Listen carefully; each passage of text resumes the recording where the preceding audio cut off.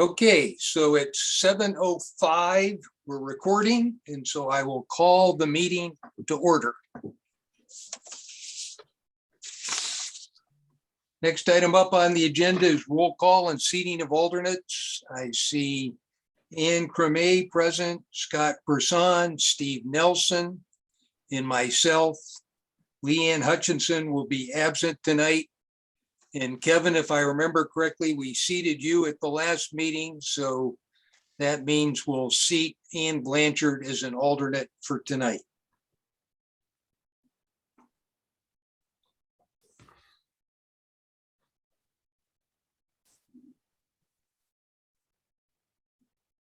Ann, you still with us? Ann Blanchard? Yeah, I'm here. Okay, very good. Just want to make sure. Transparency, Jed. I just got back from my honeymoon yesterday, so I haven't had time to review any of the materials for this. Okay. But I am happy to sit. Say again? I'm happy to be seated. I just, Yep. by way of transparency, I haven't had the chance to review everything. Okay, well, I think it's going to be fairly easy tonight, and congratulations on getting back from honeymoon. Thank you. That's a big step. This has been a big year for you then. It's been a chaotic year. Okay, so that's that. Item 3 is additions or changes to the agenda, and I am not aware of any. Anybody have any additions to the agenda that they want to suggest?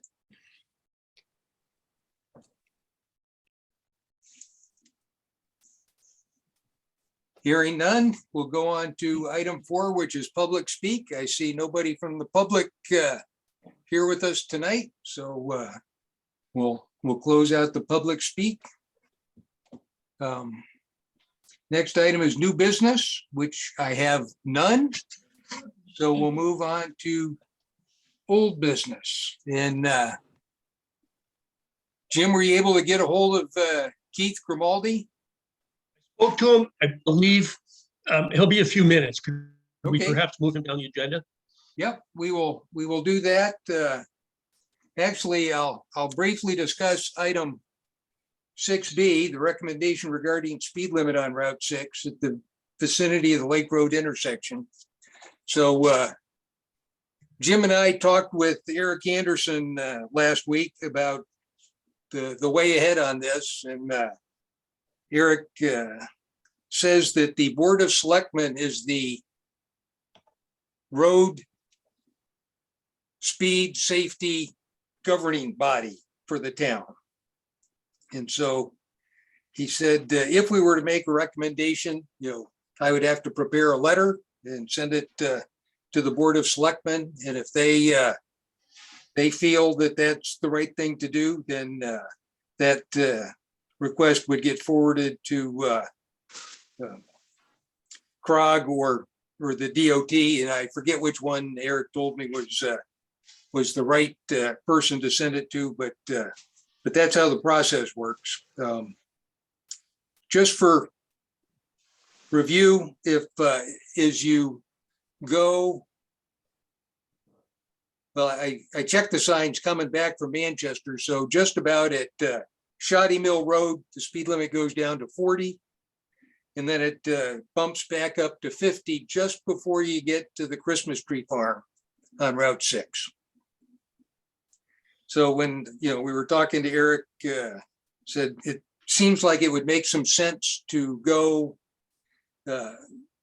hold the speed limit at 40 until you get to the other side of the Lake Road intersection there, and then bump it back up to 50. Eric suggested that it might not do any good at keeping the speeds down, but certainly something to consider. I guess there've been a couple of accidents back, serious accidents in the 40-mile-an-hour zone, and he had some statistics that talked about, I forget whether it was 85% of the max speed or something was like 80 miles an hour going down Route 6. So, people are whizzing down there fairly quickly at times, but so obviously lowering the speed limit by 10 miles an hour is not a cure-all, but I think it certainly wouldn't hurt any. I know I have a tendency to go slower in a 40-mile-an-hour zone than I do a 50, although I may be a touch above the speed limit every now and then. So anyhow, that's, I'm sorry that Leanne's not here. This is the item that she's been poking us on for a while, but I would make a motion that the Planning and Zoning Commission recommend reducing the speed limit to 40 miles an hour on Route 6 until you get east of the Lake Road intersection. I'll second that. Okay, thank you, Steve. Any other discussion on that particular topic? I support it. I think it's a good idea, especially with the Dollar General going in there. And we did have an accident in front of the mobile station recently, pretty bad one, I think. We did, yep. So, And- you know, I don't think it could hurt. And I don't think it will inconvenience people all that much for another, what, few hundred yards, maybe a quarter mile. I agree completely, and I know Leanne certainly does. It's not a very excessive amount of distance that we're looking at for lowering the speed limit there. So it seems pretty straightforward to me. But so any other comments from the commission on the motion at hand? Hearing none, I'll call for a vote.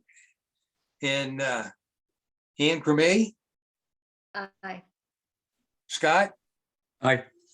Steve, Aye. Ann Blanchard, Aye.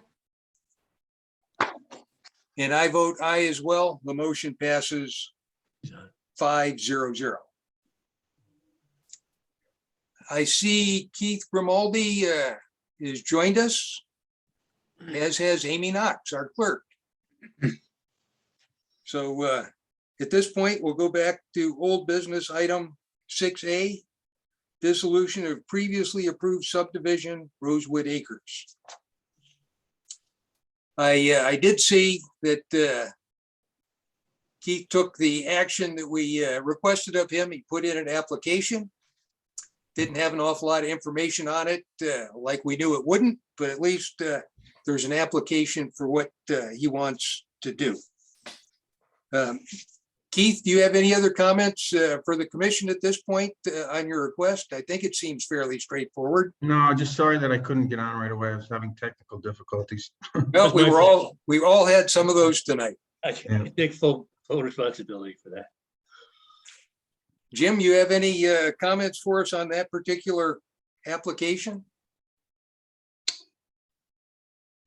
Not unless there's anybody that doesn't know the history of it. I mean, in case there is, I mean, it was I believe a 10 lot subdivision back approximately 10 years ago. Approved and the applicant hasn't been able to, it just hasn't been a viable development for the applicant. And he would like to sort of start over and just start from scratch. There are a number of residential lots, meaning lots in zoned residential, and there's also a few that are zoned commercial. The dissolution of the subdivision would not affect the underlying zone. That's all I got. Any questions? Happy to Actually, entertain or direct them. I have a question actually for the commission. Becky, Yes, I have a question. So Jim and I had this discussion when we were trying to figure out, because it's such an unusual request to go backwards.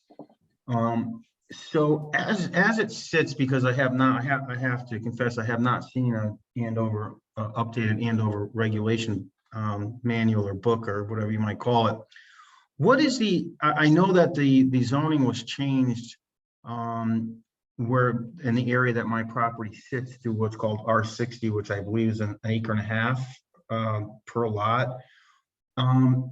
what is the actual zoning that is placed on my property now, so that I can figure out which direction to go and what might be best to come up with a plan to present to the commission that I may want to, try to develop. Okay, So so, is there an actual zone that is on my property right now? so Yeah, on the residential lots, they would all be zoned R60 at this Okay. point, All right. the acre and a half. Mhm. You should have gotten a little email from Jim that discussed some information pertinent to your particular place there, both from the affordable housing plan, the incentive housing plan, which is a late to be added chapter of the plan of conservation and development, as well as the, I think it's section 5 of our regulations that discuss the Andover rural design. And then there's a section at the back, I'm going to guess and say, I'm not going to guess. I would come up with the wrong number, but it's the mixed use zoning, which is what you were talking about last month, where we could have a mixture of commercial and residential lots combined. Okay. So Those- there is actually something on paper that describes all of this? Yes, there is. Okay. I It's understand. chapter 26. I did send you the link, Keith, that and the affordable housing. Okay, I must have been miscommunication with you. I Okay, didn't know to go for Unless that. it would require a zone change. The use of chapter 26 would require a zone change. So we don't want to do that. Well, not at this You might time. want I to. mean, It's a separate process. You'd have to make application and zone would have to be changed. And map Well, file. the thing that scares me about that is that, initially when this all came to fruition back in 2010 and 11, I pretty much was, I was dealing with obviously a lot of different people, different regulations, lack of regulations, and I don't want to get involved in something that is like I had to have special permits for everything. That does not seem the way to go. It seems to be the way to go is to work within the regulations that the town of Andover has in place, not to ask for something that's not there, if that makes any sense. Well, so the special permit process just provides an extra layer of scrutiny, if you will. It requires that we would go and hold a public hearing and let the town weigh in on it. But the way the process works is if something is fairly straightforward, you don't have to do a special permit. There's some confusion. There was some confusion about the fact that if you got a special permit, all the regulations didn't count, I guess I would say. And that's not true. All the regulations remain in effect. It's just that we allow some things that are a little bit more out of the ordinary to be done, where we get a little bit more input from the public on it. And so a good example of that is what we just went through with the Dollar General. The Dollar General in a commercial or industrial spot, that particular store isn't anything out of the ordinary. So all they had to do is submit a site plan. If they would have wanted something, bigger than we allow, or not on the list of things that we allow, then it would have to go to special permit, and we'd have the public hearing and that sort of thing.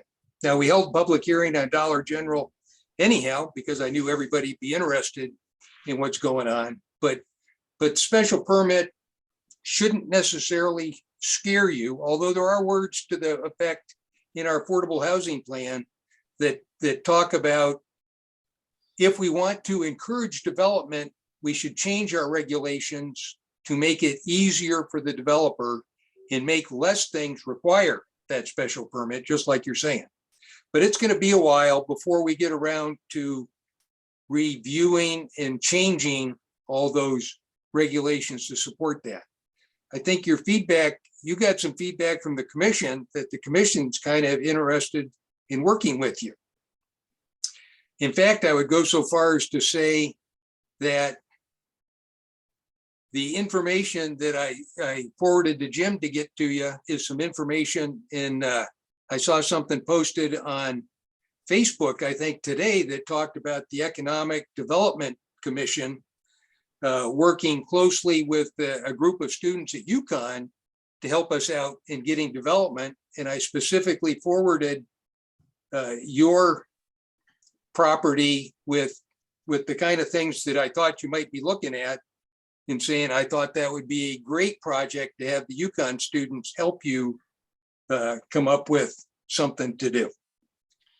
Okay, So I think we're still worried about, I think we're still interested in working with you, not against you. I don't know that we can change the regulations to be a lot easier anytime real soon, because it is a slow process. We don't have a town planner to work on that kind of stuff. So it's kind of, I do it as best I can, and I'm pretty slow. But I do think that we got some ideas for things that we could look at in the affordable housing thing to do that.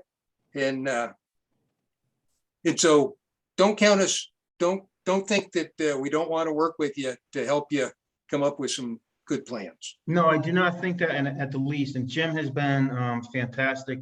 He's been he's definitely guided me through some stuff already, and I feel comfortable working with him. And again, I would rather stay within the parameters of what you have on your books for regulations. The 2-word special permit, I don't ever want to hear again. After going through what I went through 10 years ago, I would rather, bring something to the commission that is looked upon favorably. I mean, let's face it, I'm going to probably be satisfied with whatever development I can come up with that works for everybody. I'm just trying to make a living here, and I've owned this land for a long time. I've paid a lot of taxes for what I consider to be nothing. And I would like to just try to recoup some of my costs and try to make a fair profit on some development. So that's why going forward, I would definitely want to just work with you guys and girls and come up with something that works. It doesn't, it seems like light commercial and residential is a good application for that spot. That's pretty much, an overall view, but I just don't want to, and this is what I discussed, I think with you last month, was I would prefer to just come in with some spitball ideas and sit in the crowd at the Zoom, at the planning and zoning meeting, and throw it against the commission, see what they say, instead of going out and spending money on engineering and all these other plans if it's not a viable idea for the town. Jim, Okay. did you give Keith suggestions on things that he could do? I know when we rewrote these, we rewrote the regulations. We made it very easy for developers to do high density development. And I think that even cluster housing, right? I can't say that we got down to specifics. I mean, we discussed what could be done there. I didn't make any real recommendations. I mean, I could certainly. I think that's what he's kind of looking for. Yeah, some guidance. A way, what he could do. And I think that property was, they said that property would be ideal for that cluster housing. I believe when we redid that, all the regulations. Yes, I agree. And there another section of the regulation that I forgot to mention, and it might be in section 5. There's a planned development for older persons, I think is what it's titled, and it is one of the examples of a denser housing allowance. So Right. that's got some density. The incentive housing zone chapter has some increased density. in one of the pieces of information that got pointed out to us, and I'm not smart enough, well, it seems pretty easy, but there's a change on common septic systems. I think the size requirement or maximum was 5,000 gallons in the past. And it's gone up to 7,500 gallons. And so my sense is that we would be able to go through and even increase the density some more, maybe. But anything you do with that is certainly the first time that I will wrestle with those regulations. And I would say, with the exception of maybe Scott, who's been on the commission for a long time, he was probably on the commission when we crafted those regulations before, but it's been a while since he's looked at it to figure out how it goes. So it's going to be a little bit of a challenge, but again, I think the commission is interested in seeing something develop there too. But it's not like putting up a house on a lot. If you wanted to put up, houses on 1.5 lots, that's, well, you don't want to hear it, but to subdivide that again, it's going to take it's going to take a public hearing and all that, which public hearing's kind of special permit. But that's through our subdivision regulations. Well, again, Keith, stay within the parameters of what you have. And again, I'll have to go back with Jim and sit down and look at some of these things you're describing that actually are written somewhere that I have not seen. But to stay within the parameters of like the affordable housing, plus, I mean, you still have to bring a plan through. It's still got to be an engineered plan. It's still got to be, I still got to jump through all the hoops. I just don't want to do it, continuously until I hit upon something. I want to know that there's a good chance coming in that I'll have had this feedback from you that I'm going to come in and present a new subdivision, whether it's affordable, whether it's whatever fits within your parameters, that I have a good chance of it passing and I'm not spinning my wheels. An open space subdivision, cluster housing. All those things, Keith, are in the regulations now. Okay. Yeah, I would encourage you to just go on the website and just read the published regulations. If you look, you can look at the subdivision, master subdivision plan and basically read section 7 on, and you can go into the planning and zoning regulations and read basically from section 4 on, and you can get a very good idea of what you can and can't do. Now, obviously there may be some minor tweaks and things that you might have to make along the way, but those are more details, but you can get a very broad idea of, like Scott's saying, what you can and can't do. And you don't have to spend a ton of time and money on engineering. You can just take your own time and, sit down with the regs, do some reading, and then you'll know pretty quick, on a gross scale of what you can and can't get done. Okay. And the whole commission is very open to all of this. We want to see those regulations used. Okay, that's good to hear. And I guess one other point while we're on it, if you look at the affordable housing report, I guess that's online there, there's a development called, I think it's 30J, and I'm just going to take a guess, which is the affordable housing. And if you came in with the developer, and I think you're the developer, but if you came in with a project that had at least 30% deed restricted affordable houses, you are essentially exempt from the zoning regulations. You just have to meet the public health requirements to put in the septic and water systems. Who designates the quantitative numbers on affordable housing? Is that an equation used by the state? Yes, it's written up in our plan as well. Okay. And it's based on what somebody making 80% of the median income has, and there's some, yeah, and it changes a little bit by the size of the family. But that's why, you'd have to take a look at the affordable housing plan. I think there's some information you would find interesting to you in there. Well, that sounds like a favorable approach, no? It does. And, there's a lot of folks don't like that because they lose control of the regulation. But I think, again, I think we need some affordable housing in Andover. We do.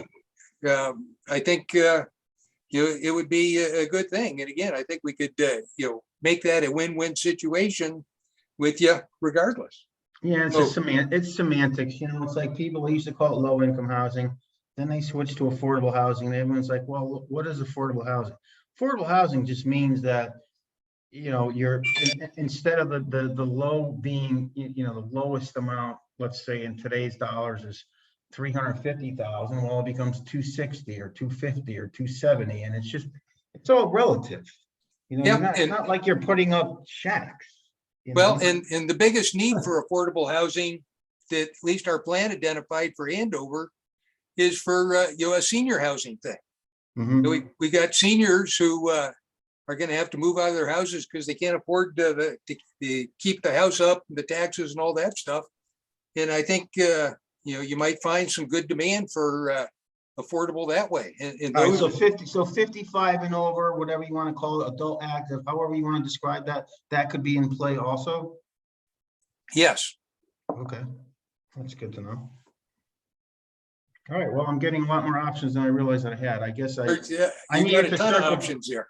I needed to circle back with Jim, I guess, and I didn't do that to try to get to identify some of these options, So. Any other questions or comments for us, Keith? How does this proceed with my request to dissolve? Are we good on this? How does this work? So as soon as we're done talking about it, I'll make a motion and we'll vote on it. All right, I think we're done. Okay? So I'll make a motion and then, we can discuss the motion once we've made it. But I'll make a motion to move to approve the dissolution, I guess it is, of subdivision entitled Rosewood Acres, approved by the Planning and Zoning Commission and filed at map number 1042 through 1057 of the Andover Land Records. The applicant will provide a current boundary survey of the property drawn to A2 standards, which shall be endorsed by the Planning and Zoning Commission Chairman and filed with the town clerk.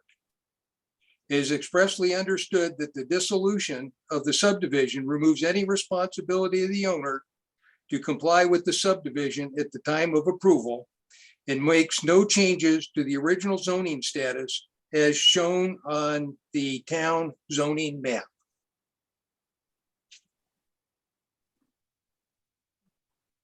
I'll second that. Thank you, Scott. Any discussion on that particular item?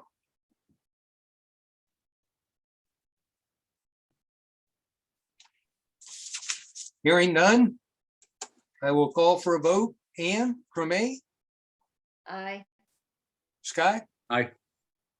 Steve, Aye. Ann Blanchard, Aye.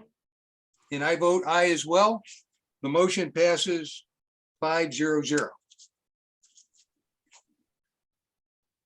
So you're back to one big piece of property there, Keith.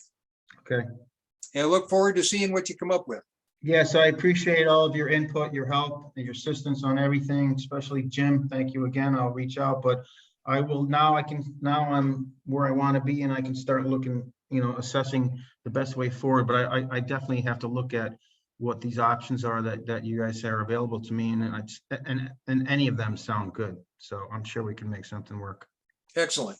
Very good. Okay, thank you, Keith. Thank you for your time.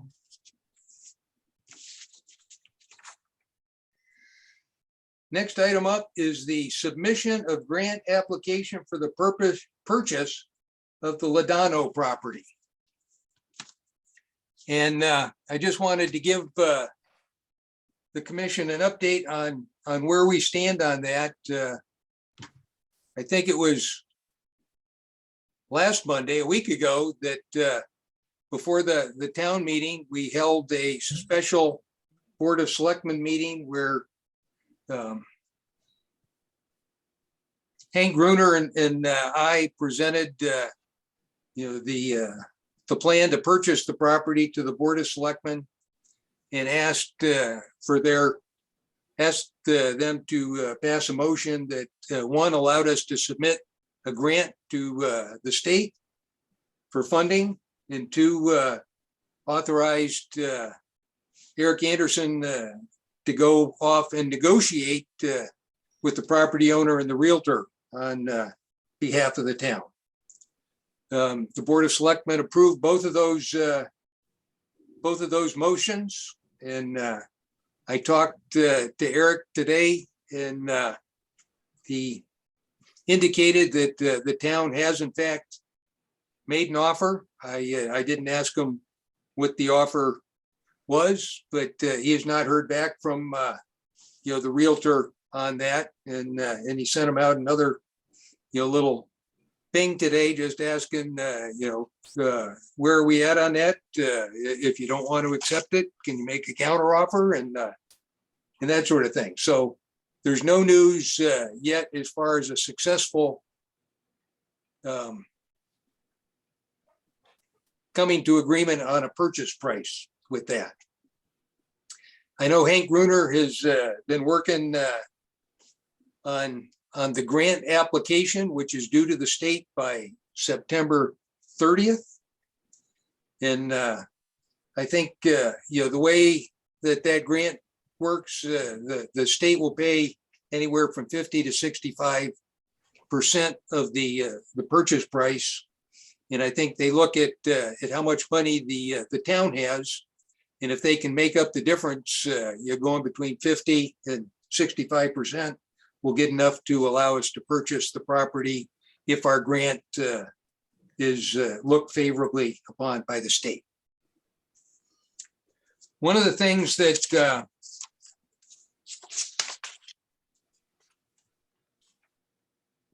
is I talked to a couple of people about trying to make the application a little more favorable for us, was the thought that we could have an 824 referral already done, and it can be put in the application that the Planning and Zoning Commission is acted favorably to support that with the purchase being consistent with the plan of conservation and development. I did draft up a little letter that I was hoping to send out to everybody just to take a peek on before we got to this meeting, and we were wrestling through just how to get logged in tonight, so I didn't get a chance to do that. But if you can allow me to share my screen, there's going to be nothing in that letter that you haven't already seen before.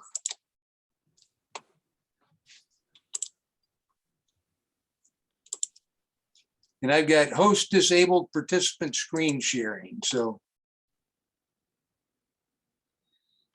Who's the host tonight? Amy? now Jim is hosting.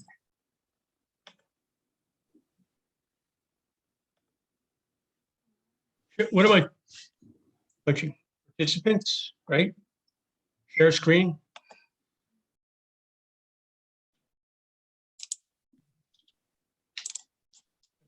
Well, it might be allowing you to share it. Somehow there's got to be a way that. Try again. Got it this time.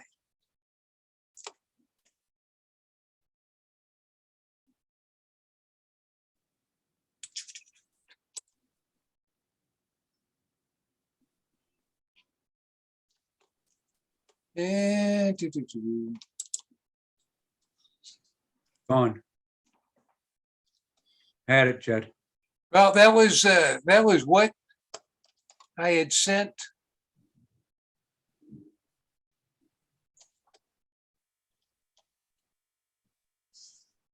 I'm thinking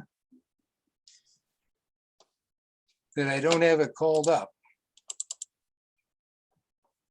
No, this is not, so I don't have the right letter before you. What it essentially says, and it pulls right from this letter here, I reordered the different things that the Planning and Zoning Commission would like to recommend via the 824 process, that the town of Andover purchase the Ledano property on Shoddy Mill Road.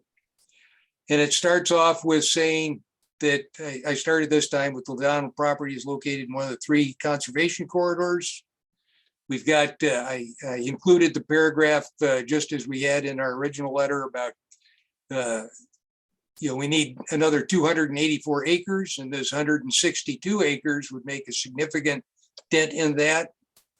That it would allow us access to a landlocked parcel of land, and that the people of the town said that they were willing to pay extra taxes for open space and conservation efforts. So given that that I can't find the real letter that I was looking for, and because it's the same as what you'd already seen, I will make a motion to approve allowing the Planning and Zoning Chair to submit an 824 referral to the Board of Selectmen for the purchase of the Ledano property. Second, Thank you, Steve. Any discussion on that? And like I did with the last letter that went to the Board of Selectmen, I will include everybody in the commission on the copy too with that letter, so you can see what actually got sent there. That's good. Any discussion? Hearing none, I'll call for a vote. Ann, Aye. Scott, Aye. Steve, aye. Ann, Aye. and I vote aye as well. The motion passes 5-0-0.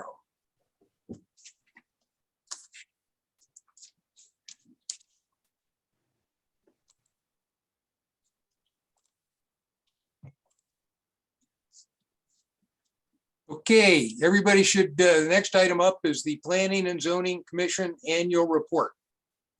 Is that on your screen? Yes. Yes. Okay, and so I just added some hopefully not too whiny words in here. The first thing I wanted to point out to the Board of Selectmen was that we were going to be asking members of the commission to attend 4 hours. Well, we're not asking. It's a requirement from the state that everybody on the commission attend 4 hours of training every other year. And I think, the training that I've gone to, each of the different sessions has been very valuable. I thought it was very good. I just wanted the Board of Selectmen to know that, we were finally requiring some training for the people that were going to be on this commission and doing all that stuff. Then next, I get into, once again, trying to make a pitch for a town planner. And well, it looks like we had, a successful year with what we got done. I wanted to point out there's a growing backlog of work required to enhance growth for our bright, sustainable future. As we were talking with Keith Grimaldi, there's a bunch of work that was for the Planning and Zoning Commission and the Affordable Housing Plan. It was not trivial to get through the little zoning changes that we had made on cannabis and signs. So anyhow, there's lots of work for us to do in the Affordable Housing Plan. In the meantime, there was a list of things that I was tracking with you guys before, whether it's replacing lot width with frontage, getting the frontage requirement back in, to not building in the flood zone. We had a bunch of things that we were wanting to change, and Mark Brantz, went through and made a bunch of comments on the entire package. So as a result of that, we've got some changes to just about every chapter in our regulations. And again, not particularly hard, but not trivial when you add all those together. And then the one of the things that we said we were going to get started on this past year and didn't is the initial throws into figuring out who we're going to get as a consultant working with us to update the Andover Plan of Conservation and Development, which isn't due till 2025. So we've got plenty of time to do that. But that's a lot of work without having a town planner. The next paragraph, I was going to include the Halloran Sage land use article that you had all seen back in 2021 when it came out. But it started by saying the 2021 session of Connecticut General Assembly generated more significant land use and zoning proposals, heated debate, and public involvement that have been seen in decades. While the bills that ultimately passed through the House and Senate and received the governor's signature often represented watered down or scaled back version of those that received the most publicity and attention, there are some very important new laws that affect every Connecticut municipality. While Andover is a small town, the administrative overhead to deal with the many regulatory changes is the same as for any other town. The commission continues to believe that a town planner is crucial to the success of these efforts. So I didn't want to come right out and say, I didn't want to do it, but there's certainly more there than I can get to. And for the most part, a planning and zoning commission wrestles with things as they come to us as applications and that, and going out and changing all the regs and that is a little bit beyond the scope of what I think the commission should be doing, even though we do have that planning authority in our town charter. So anyhow, I just was looking for feedback. I didn't want it to be all rainbows and sunshine that we send off to the Board of Selectmen. If we got an issue, I wanted to highlight what it was, but I didn't want to be whiny. I just wanted to stick with the fact that there's a lot coming our way. And so I'm interested in any feedback on that particular issue.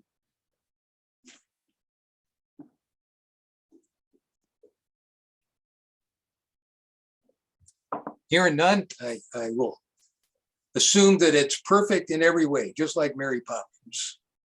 It is, Judd. Okay, so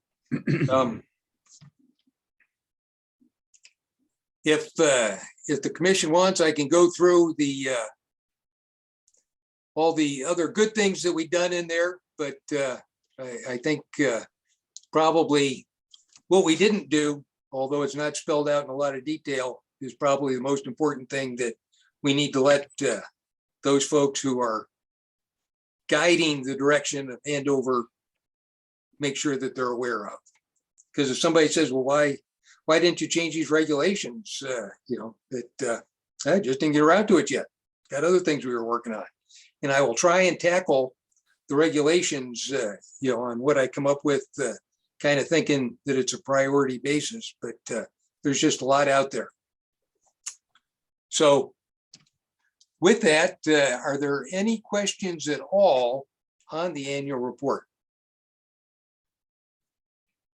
Jed, did you want to mention recently we approved the town request for the garage on Center Street? I didn't put that in here because that was done in July, I think. I went back and there was a lot of stuff we're working on. Our list for next year is already off to a good start. But even though July 1st is a while ago, And we're all familiar with those things. That's why that's not in here. Okay. The other one was, and this was a while ago, I'm not sure exactly when it was, but we had approved that request for the multi-use trail going from the town hall down to the rail trail. I don't know whatever happened with that, but I don't know either. And so I didn't think that that was a success story yet. That's been in the works for 30 years now. You know, I don't want to declare victory. I guess we could say that we endorsed it. yeah, we um, endorsed it. Okay, I can add that. There's no updates on that. Does anybody know a status? I just haven't been tracking it.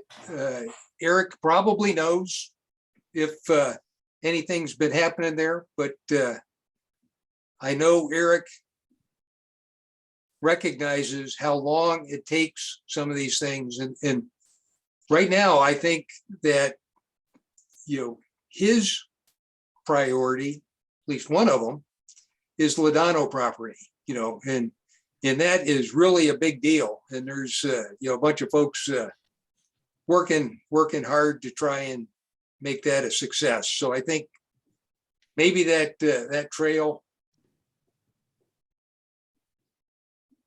is waiting for somebody to pick up that ball and run with it. But I think Eric's got a bunch of things that he's tracking, and Sure. probably that's not highest on his list. It would take somebody like Ed Sariski, and I'm probably saying his last name incorrectly, who used to be on planning and zoning, but you know, he has been honchoing that trail, and he's got to pick up the ball to run with it. I will say that one of the things that has been helpful to me and the commission, I think, although it's probably not fair to Eric, is that with his background on the Planning and Zoning Commission chair, he is able to do a pretty decent job as the town manager of doing town planning with us. You know, so he is really, you know, kind of been, I think, a good orchestrator of trying to get a lot of these town planning kind of issues going on, where I think he, you know, probably was working a fair amount on, you know, getting the sidewalks done by the library out to the ball field, and that walk light put in across there and all that kind of stuff. So none of this stuff has fallen off his plate. He tells me when I ask him that every now and then the Board of Selectmen have things for him to do too. I'm sure. And so he has to pay attention to those guys a little bit. He can't do everything on the planning front.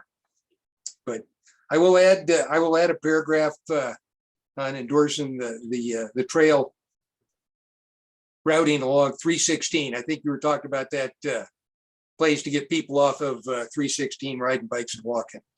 We didn't get the funding we needed for the engineering for that, Jed. Okay, yep. That grant didn't go through. Thanks, Scott. Well, and so I know Eric, you know, he's bringing in a lot of money through grants for the town. But I think if we had a town planner, we would easily bring in more grants than it costs us to get the town planner. And But I found out today that we did get the grant to redo the firehouse. oh, super. Yep. And that's another one that went through after, you know, the 1st of July. But so actually, you know, there's a fair amount of things out there happening, but And we got but two- I've not been able to look ahead and drive the bus on updating the regulations the way. And we got 2 free bridges. Yep, I know we did. And that was big dollars there for the town. Yeah, that's great news. So, okay, well, I will add that. Send it out to you guys again. I have not been asked for an annual report yet. I just figured before we completely forget what it was we did last year, I would have the report written up so that when the time comes, it's ready to go. And then I won't vote on that one tonight. I think we've got another month where we'll vote on it to approve it at the next month after I make that addition.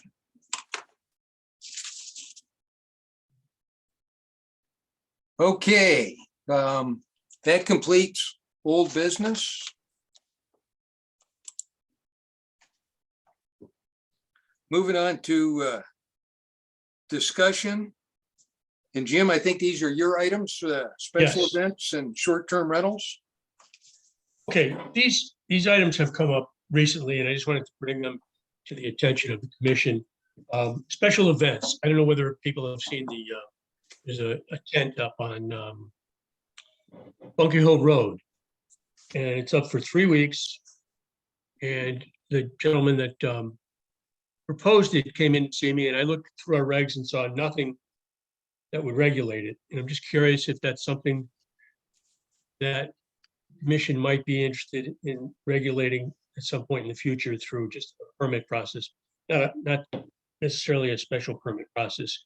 Town does have an ordinance in place where they regulate, I believe it's town-sponsored events, requires the sign off of somebody from the fire department, the state trooper, and somebody from DOT if Route 6 is down or impeded, like the Memorial Day parade in that nature. And I'm just throwing it out there to see if there's any concern. I mean, there's entities that put up a tent for a weekend, and it's never been an issue as far as I know. I'm not trying to make it an issue. I just make the commission aware of the matter and feedback. And really similarly with short-term rentals, with I get a number of calls from realtors and potential investors looking at basically Airbnbs. And we have no regulation in place. Some towns do. I haven't put a lot of effort into seeing who does and what they regulate. It hasn't been a problem as far as I've gotten no complaints. I just didn't want to let it go without bringing it up. And this isn't anything that requires action. I just want to make people aware of this and see if there's, if there's any thoughts, get them back to me at any time. I thought right this minute, Jim, is, as we have not seen an issue with that, I would not add that to our work list of regulations that we need to go out and develop at this time. If it starts to become a problem, that may go higher up on the list, but I'm not inclined to go out and tackle that one right this minute. Thank you. Any other thoughts? And the tent was just a gospel tent, wasn't it? Yes, it was. Yeah. So, I'm not trying to make an issue out of anything right, yeah. that isn't there. I'm just bringing it up. Usually they have problems with the Airbnb stuff when there's competition. Hotels and, Oh, Hmm. I was thinking more parties, more loud people. yeah, and loud people, In the vicinity to a college, right? but again, a lot of places do Airbnb. I don't know if they've got regulations on it or not, but we certainly, and we don't have a lot of rentals in Andover. And so it's not like there's going to be a big market for that right this minute. I know that around the lake, there are some short-term rentals, but I've never seen an issue or heard of a problem. And it depends on how you define short-term rental. I know, there's a couple of people that rent, for a summer or something. Yeah. I don't know if there's, I don't know that it's weekly rental stuff. But I'm not aware of any issues with any of those rentals that are going on. Agreed. Okay, enough of that item. I guess next up is the approval of minutes. And the first item up is the special meeting on 8/3/2022, August 3rd, 2022.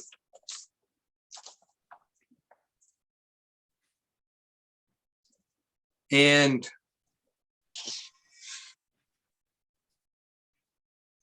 my only comment there is that there's a typo, Larson sometimes spelled with an E, but in my case spelled with an O. And so I would like to have it corrected in the minutes. That was the only comment I had on that. Any other comments on the meeting minutes from August 3rd?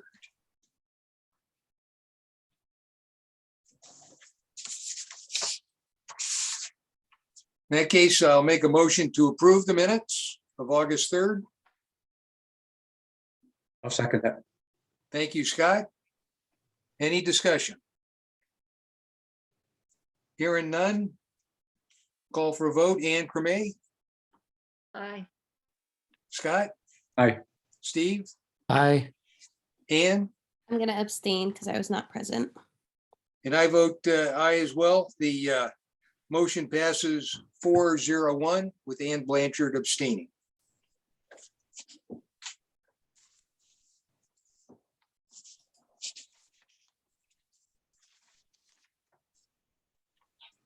Moving on to August 15th, regular meeting minutes.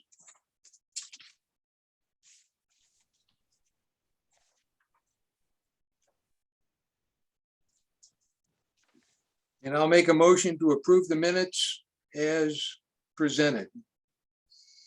But I just had a Second. question on these. In section 2, it says seating of alternates, and it has both Kevin and I seated. I wasn't sure if you wanted to put any kind of clarification language. I understand it provides that Kevin was seated for Steve, but I wasn't sure if that was confusing. Oh, a good point, Ann, and I overlooked that. And so actually, Ann Blanchard was not seated at the last meeting.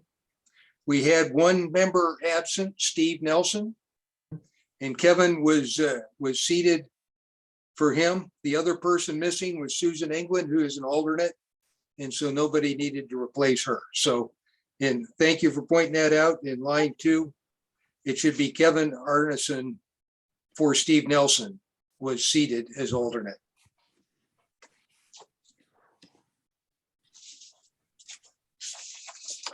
Any other comments on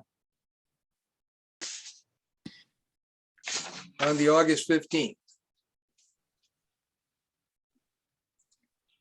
Hearing none, I'll make a motion that the minutes from August 15th as amended be approved. I'll second Second that. that. Okay, thank you, Ann Cremay. Any other discussion? Hearing none, call for a vote. Ann, Aye. Scott, Aye. Steve, I will abstain since I wasn't there. Ann Blanchard, Aye. and I vote aye as well. Motion passes 4-0-1 with Steve Nelson abstaining. And I know we customarily, abstain from review of the minutes when you're not there. If there's nothing that you question or disagree with, I certainly don't have any problem with you voting to approve the minutes that they document what was done. Sometimes you watch the video or whatever, but I don't have any problem with you abstaining in that case either. Either way works for me.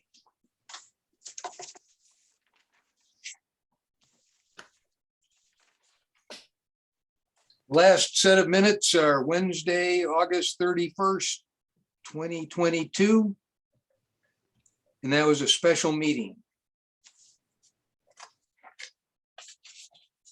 And so I'll make a motion to approve the minutes as presented.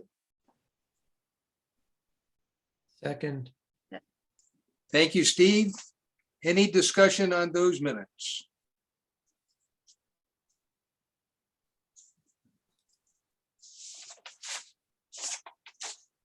Hearing none, I'll call for a vote. Ann, Aye.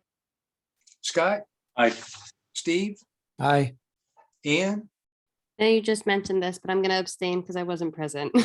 Okay, and I vote aye as well. Motion passes 4-0-1 with Ann Blanchard abstaining. Next item up is the discussion of a letter. And I think I sent this out to everybody to, I can't remember if I did or not. Yeah, you sent You it. did. Okay, Yeah, here's that letter again, and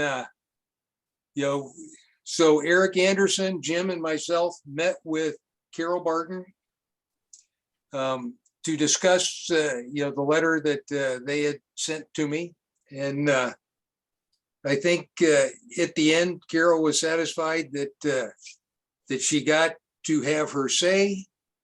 We discussed the fact that it was very difficult to make the sign regulations fair for all.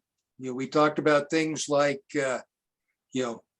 why would it be fair to those Andover residents living on state roads where they can't put their sign right up by the road?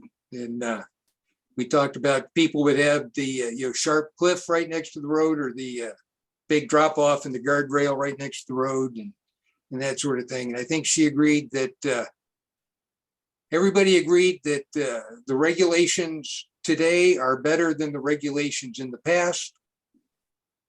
But they're not going to be fair for everybody, no matter what we do. And I asked her if she wanted a written response back, and she said that she would appreciate that. Although, she was looking for something short. So I figured I will, by short, keep it to 1 page, but I wanted to make a couple of points in there. There's probably a couple other points I would have liked to have added to, but that would have made it go over a page. But that's the letter that I will make a motion that the commission approve this letter, and that I will send it to Catherine Magdalene Lewis and Carol Barton. Second. Thank you, Steve. Any discussion on the letter? And I did run this letter through Mark Branch just so he could make sure that there was nowhere that we were running amok saying something that wasn't true in it. And he concurred with the letter. I think it's pretty straightforward. It's well written, it's concise, and hopefully it'll put this issue to bed. Not that might be too much to hope for. Signs are one of those things that in the training session I did go attend. There was the all-day thing, and Jim, if you remember what it was, I forget, but what was the group that hosted that all-day training? It was the Connecticut Bar Association, the Yep. land use component, the land use wing of the.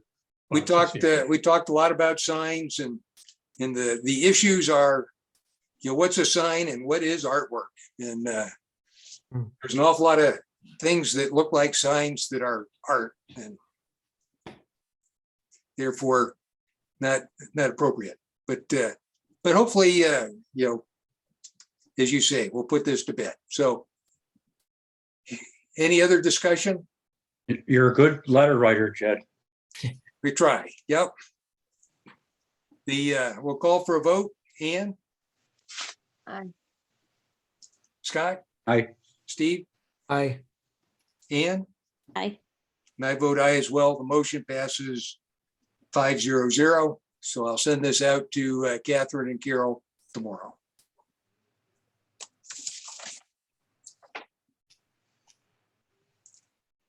Next item up is item 10, administrative reports from the zoning agent.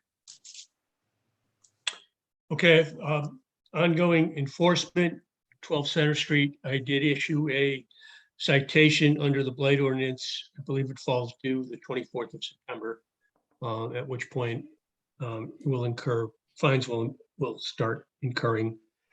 As is, I believe it's 64 Wheeling Road.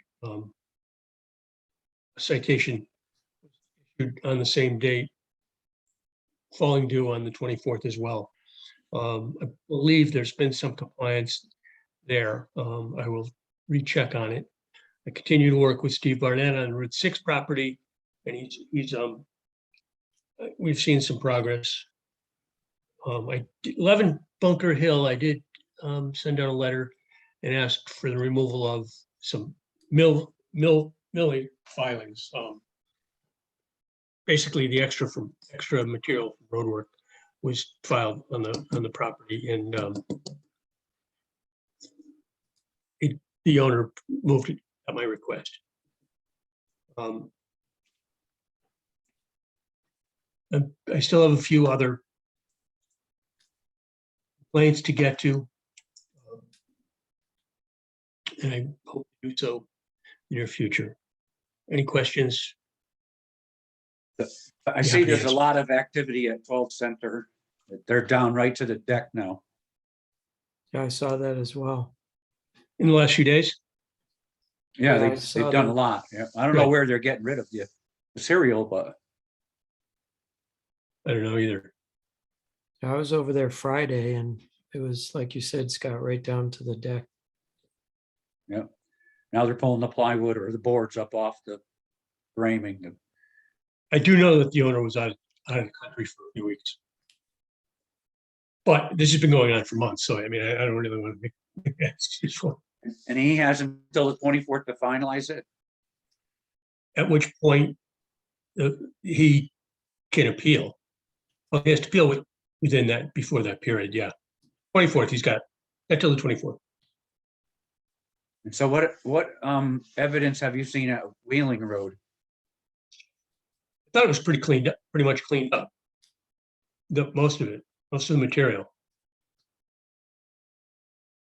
As of recently. I could be wrong. I wasn't doing an inspection. I just happened to be driving by. I'll get out there this week. Are you talking about the place with the tractors? No, I said Wheeling. I'm sorry, Long Hill Road. Oh, Long Hill. Oh, My mistake. 64 Long Hill, my mistake. Tractors, they haven't made much progress on. The Long Hill, the Archibald's place? Yes, the greenhouse, the old greenhouse that Yeah. was abandoned for 30 years. And he started to clean it up? Think so, yeah, believe so.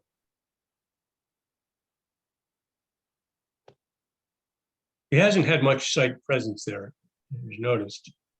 He was there originally and then he disappeared. I'll take another look at it.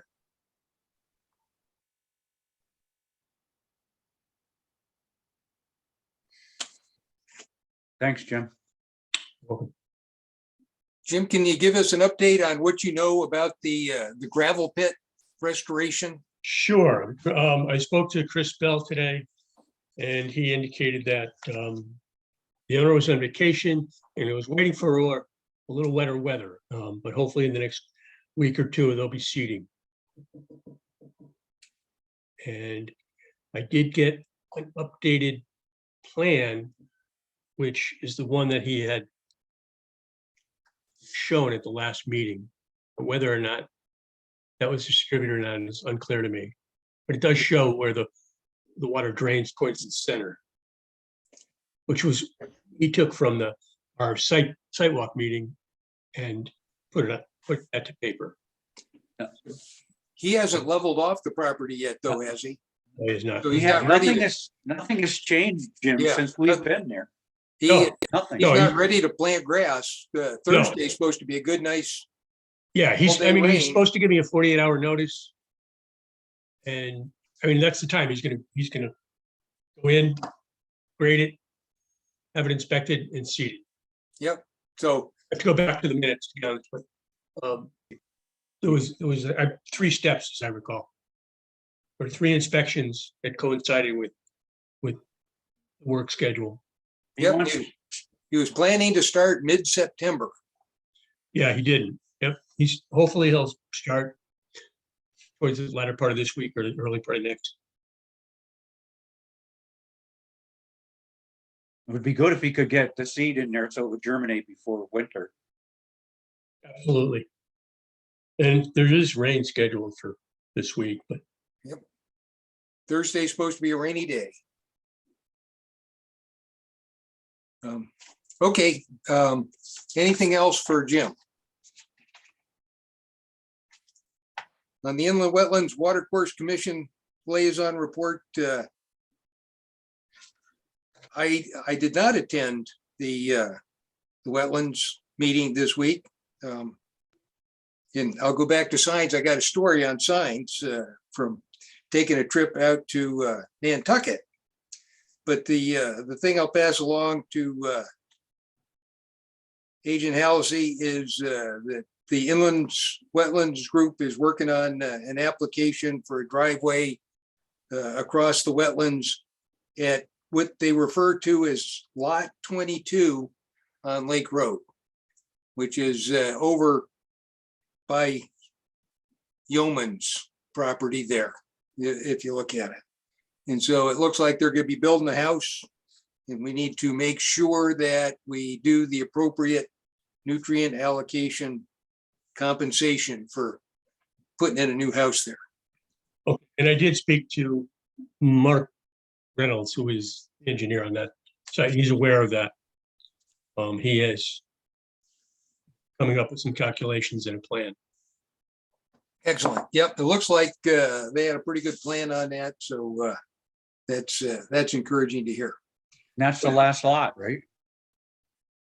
There might be another one. I would have said that about the last one. Yeah, There's the one next to, not very many. there's yeah, one there's next to 436, the house currently going up. Yep. That's a vacant lot. It's, And It's there's, built- yeah, and there's one down by the dam also. Yep, so there's a couple still. My sign story is out on Nantucket. I saw no signs at all.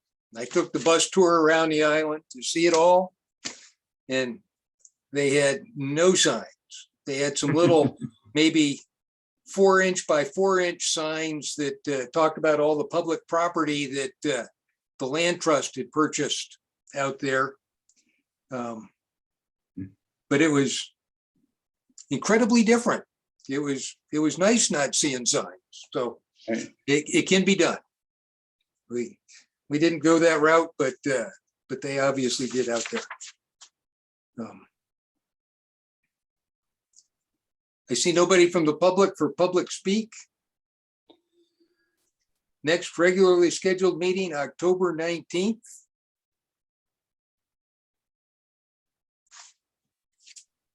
And